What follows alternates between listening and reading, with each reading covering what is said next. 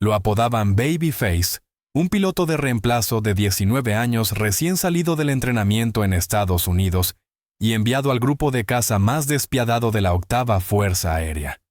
Aterrizó en Devon en una helada mañana de marzo de 1944. Su cuaderno de vuelo era escaso, su experiencia de combate nula. El comandante del escuadrón lo examinó y negó con la cabeza. Los mecánicos se rieron.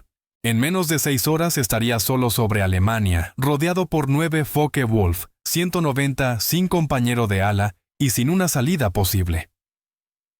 En marzo de 1944, la guerra aérea sobre Europa se había transformado en una carnicería industrial. Cada día cientos de bombarderos estadounidenses cruzaban hacia el espacio aéreo alemán. Y cada día la Luftwaffe se elevaba para enfrentarlos. Los cazas se enredaban y ardían a 25.000 pies. Los paracaídas brotaban como dientes de león sobre los campos. Jóvenes morían antes siquiera de aprender los nombres de quienes dormían a su lado. La 8ª Fuerza Aérea se desangraba, perdía pilotos más rápido de lo que las escuelas podían formar nuevos. Chicos que un año antes fumigaban cultivos, ahora debían batirse en duelo contra ases alemanes veteranos en algunos de los cielos más implacables del mundo. El P-51 Mustang era el mejor caza de Estados Unidos, pero no podía volarse solo. En manos de un novato era apenas un ataúd caro. El aeródromo de Devon se alzaba entre las onduladas campiñas de Essex, Inglaterra, hogar del 4º grupo de caza, antes conocido como el Escuadrón Eagle, un conjunto de voluntarios estadounidenses que habían combatido en la RAF antes de Pearl Harbor. Aquellos hombres no eran recién llegados. Habían sobrevivido a la batalla de Inglaterra. Habían aprendido a matar en Spitfires antes de pasar a los Mustang. Eran duros curtidos y desconfiaban de cualquiera que aún no se hubiera demostrado en combate. Los equipos de tierra trabajaban bajo la llovizna fría, remendando agujeros en la piel de aluminio, cambiando líneas hidráulicas, restregando sangre de las cabinas. El olor a gasolina de aviación y a cordita quedaba suspendido en el aire húmedo. Los motores tosían y despertaban antes del amanecer. Los pilotos revisaban sus armas, sus radios, su oxígeno. Hablaban poco. Ya no quedaba nada que decir. En ese mundo apareció el segundo teniente Charles McCorral. 19 años, cabello rubio, rasgos suaves. Un rostro que aún conservaba la redondez de la adolescencia. Había completado el entrenamiento avanzado en California, registrado sus horas obligatorias, y había sido enviado al extranjero junto a una docena de reemplazos. Ninguno de ellos había disparado un arma con furia real. Ninguno había visto un caza alemán más que en rollos de película granulada. Los pilotos veteranos lo miraron de reojo y apartaron la vista. Uno masculló algo sobre mandar niños a hacer el trabajo de hombres. Otro insinuó que con suerte aguantaría una semana. El oficial de operaciones del escuadrón lo asignó a una sección. Le dio un resumen rápido de los protocolos de radio y le ordenó mantenerse pegado a su líder. McCorral asintió. No discutió. Sabía qué veían en él, pero volaba desde los 15 años. Su padre era dueño de un pequeño aeródromo en Pensilvania. McCorral había hecho su primer vuelo en solitario en un Piper Cub, antes de poder conducir legalmente. Entendía la sustentación, la resistencia, la gestión de energía y los ángulos. Había pasado miles de horas en el aire, la mayoría solo aprendiendo a leer el cielo como otros leen libros. Era joven, no estaba aprobado, pero no era incompetente. La reunión de misión comenzó a las 06:00. Escolta de bombarderos, penetración profunda en Alemania, resistencia intensa prevista. El oficial de inteligencia señaló un mapa cubierto de círculos rojos, cada uno marcando un aeródromo conocido de la Luftwaffe. La corriente de bombarderos pasaría cerca de 3. Los Mustang volarían en cobertura alta, enfrentarían a cualquier interceptor y protegerían a los pesados a toda costa. McCorral se equipó en silencio, arnés del paracaídas, chaleco salvavidas Mae West, chaqueta de cuero, guantes. Salió hacia su avión asignado, un P-51B, con las letras de identificación QPM. El jefe de mecánicos, un sargento de Ohio, le dio un repaso rápido de las rarezas de la máquina. El acelerador se trababa un poco a altas revoluciones, la radio podía ser temperamental, y las ametralladoras estaban calibradas a 300 yardas. McCorral escuchó, asintió y se metió en la cabina. El motor Merlin rugió al cobrar vida, 1200 caballos de fuerza sacudiendo la estructura. Repasó la lista de comprobación, probó los mandos, revisó la mezcla de combustible. A su alrededor, otros 30 Mustang hacían lo mismo. El estruendo era ensordecedor. El aire temblaba por el calor y los gases de escape. Despegaron por parejas elevándose hacia la gris mañana inglesa. La formación se reunió sobre el canal, un enjambre de cazas plateados ascendiendo hacia el continente. McCorral volaba en el ala de su jefe de vuelo, un capitán llamado Donoghue, veterano con 8 derribos. La voz de Donoghue crepitó en la radio: mantente pegado. Vigila tu cola. Canta cualquier enemigo. McCorral confirmó. Cruzaron la costa de Francia a 18.000 pies. Debajo de ellos la tierra marcada de la Europa ocupada se extendía hasta el horizonte. Más adelante se distinguía la corriente de bombarderos, una larga estela de B-17 y B-24, que relucían bajo la fría luz del sol. Los Mustangs se abrieron en abanico escudriñando el cielo en busca de amenazas. En algún punto sobre Bélgica, el motor de Donoghue comenzó a fallar. Humo salió del capó. Por radio, avisó que abortaba la misión y regresaba a Inglaterra. Le dijo a McCorral que permaneciera con el grupo y enlazara con otra sección, pero la formación estaba demasiado dispersa. Para cuando McCorral intentó unirse a otro elemento, ya se habían adelantado. Quedó solo. Volar en solitario sobre territorio enemigo violaba todos los principios tácticos inculcados a los pilotos de caza. La Luftwaffe cazaba a los rezagados. Los ases alemanes trabajaban en parejas usando la altura y la sorpresa para lanzarse sobre objetivos aislados. Un Mustang, solo por rápido que fuera, era vulnerable. McCorral lo sabía, pero regresar significaba abandonar a los bombarderos. Significaba admitir que no podía cumplir la misión. Significaba dar la razón a los veteranos. Así que se quedó. Ascendió hasta los 25.000 pies, donde el aire era más fino y la visibilidad se extendía por millas. Escaneó el horizonte por cuadrantes tal como le habían enseñado: izquierda-derecha, arriba, atrás, repetir. Los bombarderos avanzaban pesadamente hacia su objetivo, un patio de clasificación ferroviaria, en el corazón de Alemania. La artillería antiaérea comenzó a estallar a su alrededor, negras nubes de metralla que quedaban suspendidas como algodón sucio. Las formaciones se cerraron. Los Mustang volaban por encima y detrás, buscando el ataque inevitable. Llegó desde el norte una formación de Focke-Wulf, 190 elegantes y mortales, lanzándose desde el sol. Venían rápido con las alas chispeando por el fuego de los cañones, desgarrando la corriente de bombarderos. La radio estalló en gritos: enemigos altos, enemigo a las 6, rompan a la izquierda 2 más a las 3. Los Mustang se desprendieron para combatir retorciéndose en el caos. McCorral los vio 9 FW 190 en un grupo suelto trepando de nuevo tras su primera pasada. No lo habían visto. Él estaba por encima, perfectamente posicionado. Por un instante dudó. 9 contra 1. Cada instinto le decía que pidiera ayuda, que esperara apoyo. Pero los bombarderos seguían bajo ataque. Los hombres estaban muriendo. Rodó el avión, lo invirtió y se lanzó en picado. El Mustang aceleró 300 millas por hora, 350-400. El aire aullaba contra la carlinga. Los 190 crecían en la mira. Eligió al último, centró el punto y apretó el gatillo. Las ametralladoras de calibre 50 martillearon. Los trazadores dibujaron arcos en el cielo.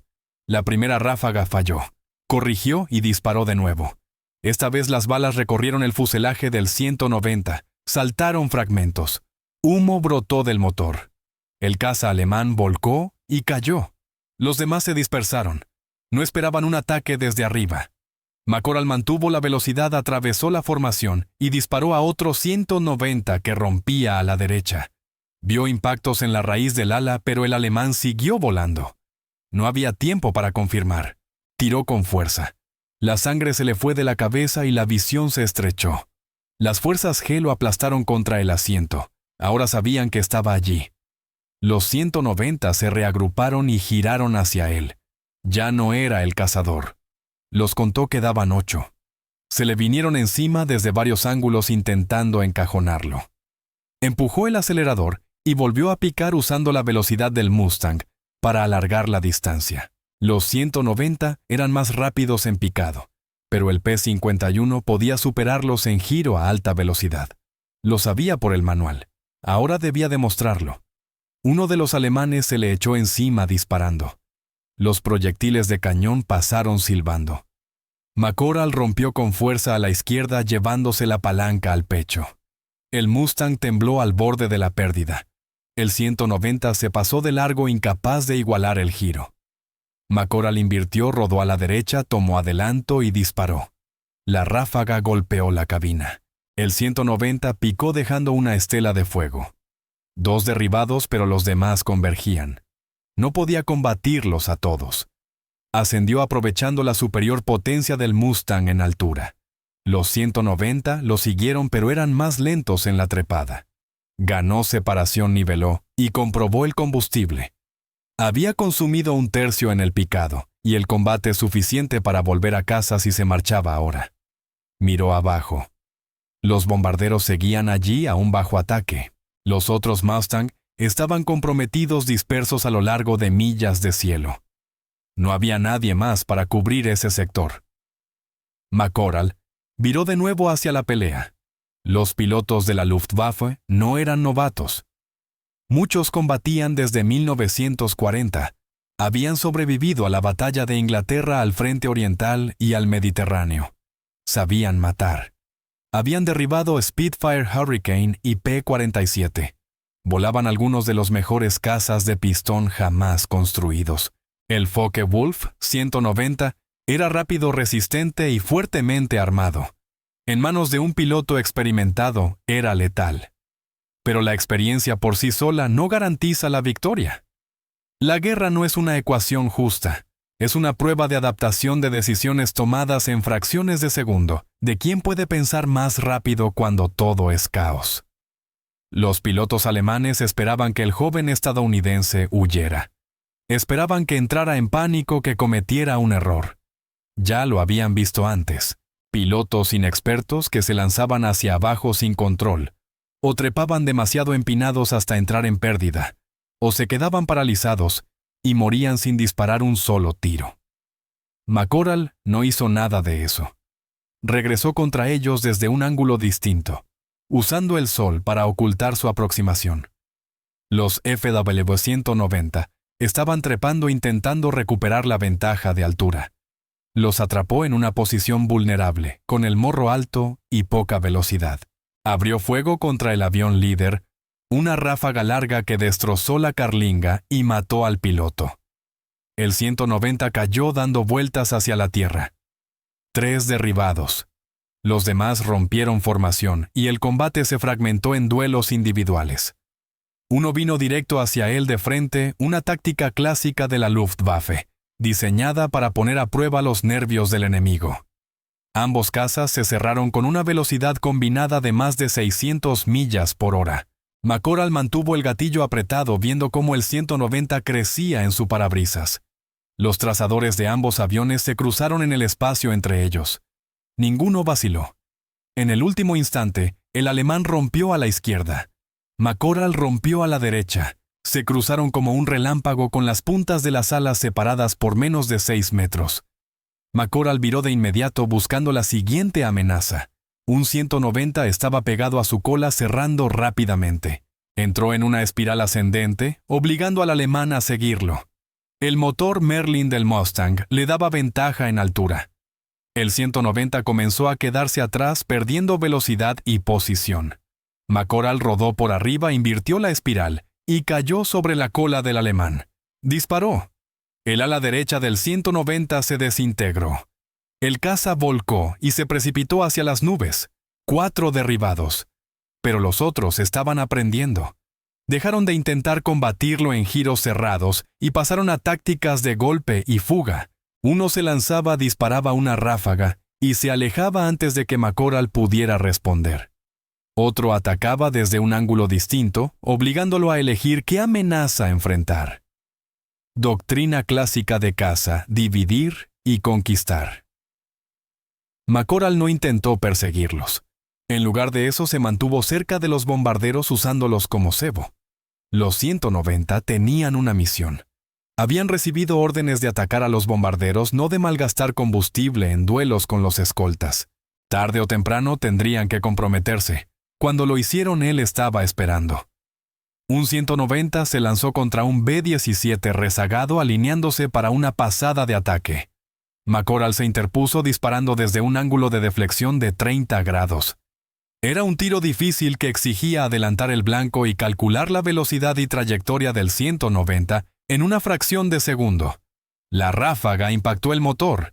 El 190 levantó el morro dejando una estela de humo y rompió. McCorral lo siguió y disparó de nuevo. Esta vez el piloto alemán se eyectó. El paracaídas se abrió bruscamente mientras el 190 giraba hacia abajo. 5 derribados. Los 390 restantes se reagruparon y abandonaron el ataque. Habían perdido más de la mitad de su número. Los bombarderos ya habían superado el objetivo y viraban rumbo a casa. No tenía sentido continuar. Los cazas alemanes se lanzaron en picado regresando a su aeródromo. McCorral los dejó ir. Su munición estaba casi agotada. El indicador de combustible marcaba menos de un cuarto de tanque. Estaba a más de 200 kilómetros dentro de Alemania, solo sin compañero de ala y sin saber si los demás Mustang habían sobrevivido al combate. Viró hacia el oeste y comenzó el largo vuelo de regreso. El retorno fue un ejercicio de soledad. El cielo lleno de violencia minutos antes estaba ahora vacío. La corriente de bombarderos ya se había adelantado, escoltada por otros cazas. McCorral volaba solo, escuchando el rugido constante del Merlín y observando cómo la aguja del combustible descendía. Bajó a 15.000 pies para ahorrar combustible. Debajo de él, el paisaje alemán se extendía en tonos grises y marrones: ríos, pueblos, líneas férreas. No vio ningún otro avión. La radio crepitaba de vez en cuando con voces lejanas, pero nadie pronunciaba su nombre. Por lo que sabía, podía ser el único que quedaba. Al cruzar de nuevo al espacio aéreo aliado sobre Francia, por fin oyó una voz familiar. Donahue, su jefe de vuelo, había regresado a Inglaterra y estaba coordinando el retorno del grupo disperso. McCorral tomó la radio y comunicó su posición. Donahue le preguntó si estaba dañado. McCorral respondió que no. Luego le preguntó cuántos enemigos había enfrentado. McCorral dudó y entonces dijo: 9. Hubo silencio en la radio.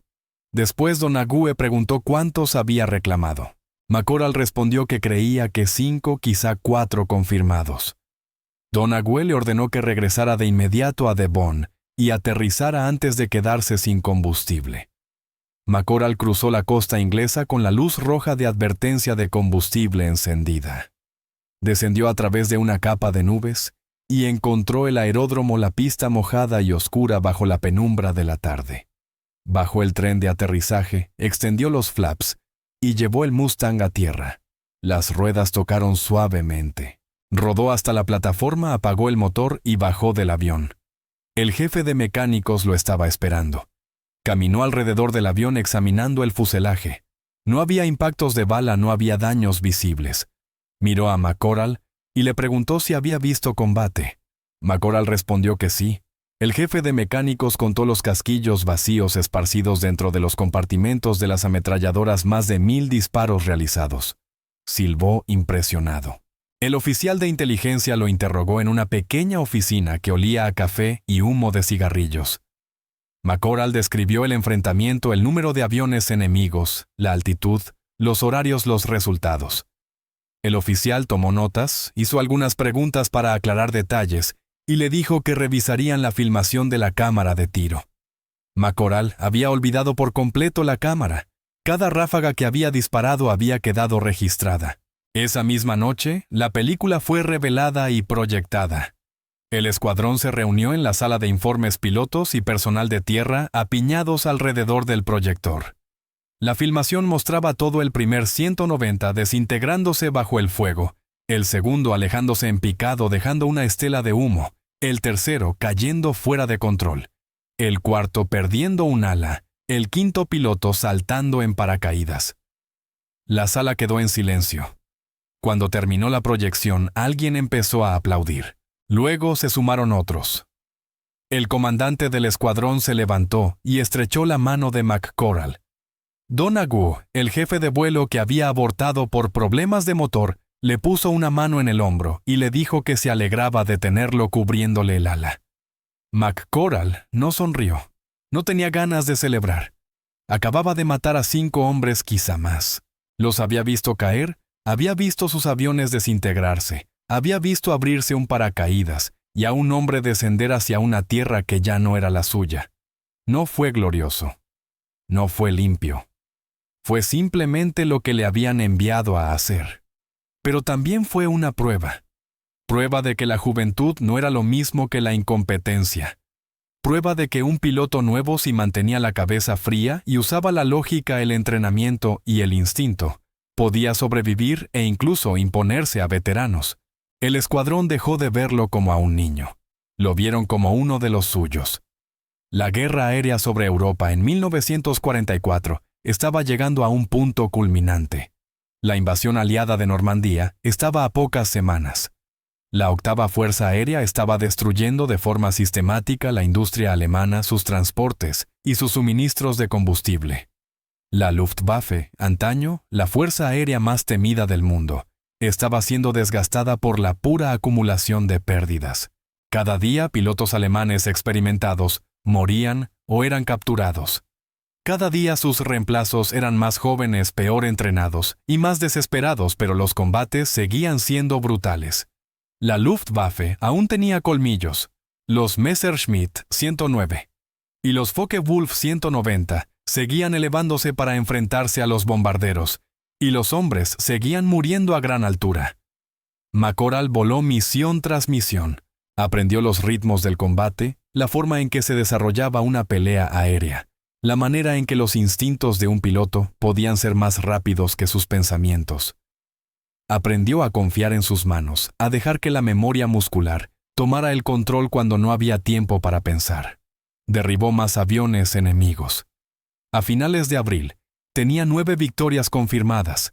En junio ya era un as. Y seguía teniendo 19 años. Otros pilotos comenzaron a pedirle consejo. ¿Cómo veía al enemigo antes de que lo vieran a él? ¿Cómo calculaba la deflexión en un tiro cruzado? ¿Cómo lograba mantenerse calmado cuando estaba en inferioridad numérica? McCorral tenía dificultades para explicarlo. No era algo que le hubieran enseñado. Era un instinto forjado por miles de horas en el aire, por una infancia volando solo sobre los campos de Pensilvania, por una mente que procesaba ángulos y velocidades sin necesidad de pensar conscientemente. Pero había algo más, algo que no podía entrenarse ni medirse. Una especie de claridad fría que descendía cuando empezaban a silbar las balas. La mayoría de los pilotos sentían miedo. McCorral sentía concentración. El mundo se ralentizaba.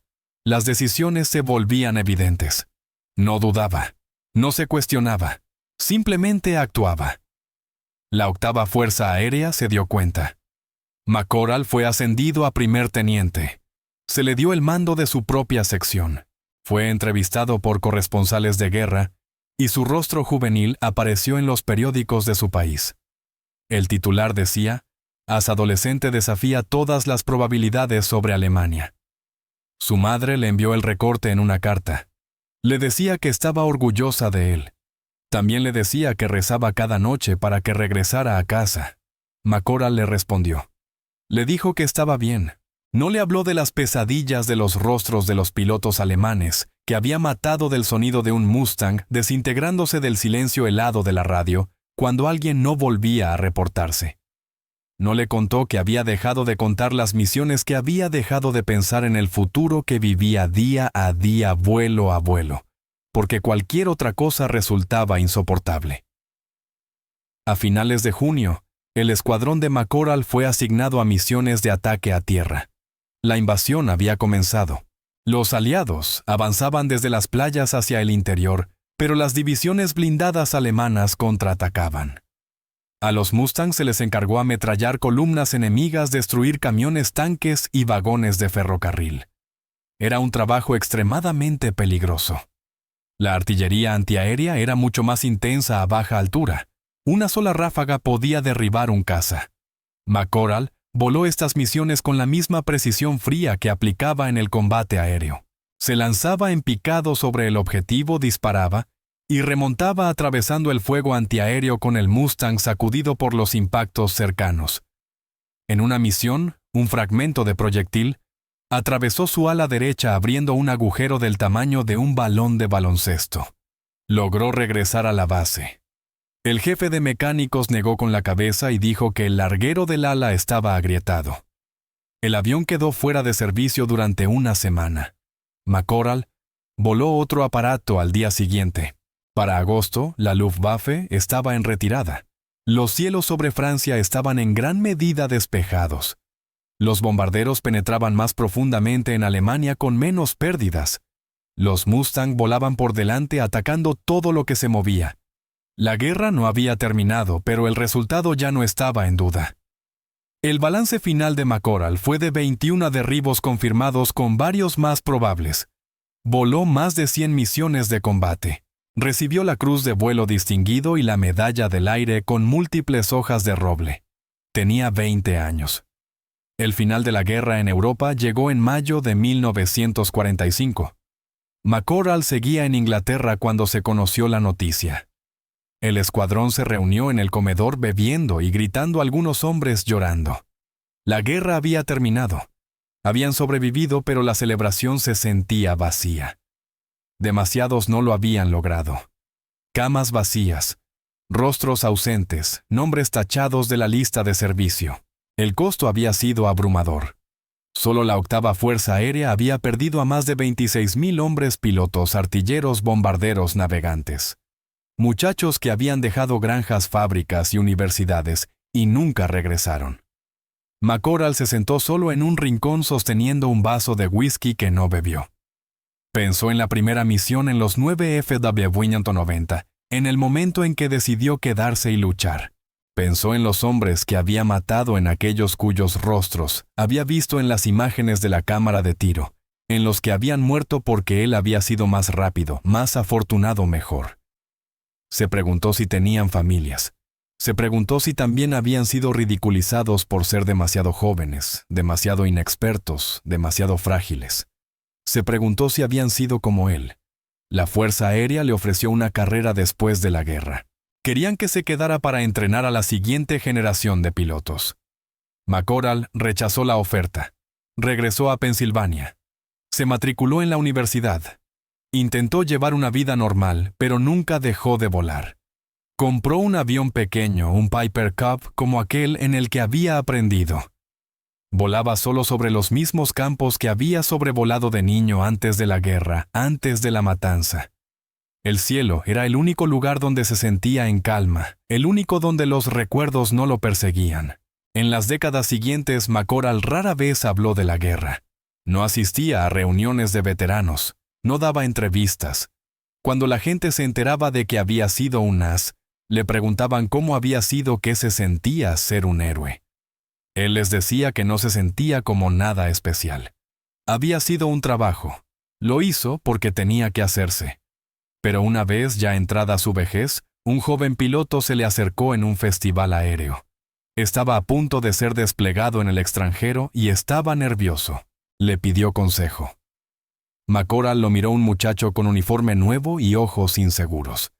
Y se vio a sí mismo a los 19 años de pie en la pista de Devon, rodeado de hombres que no creían en él.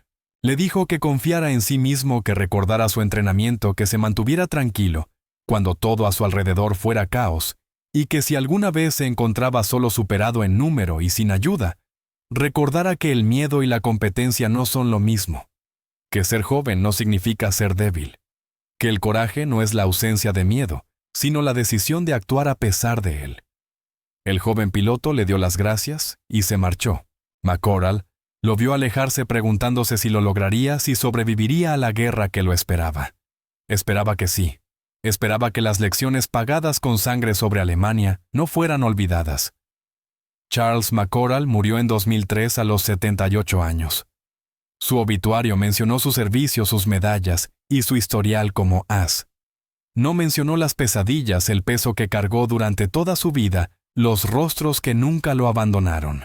No mencionó que tenía 19 años cuando combatió solo contra 9 cazas enemigos y vivió para contarlo.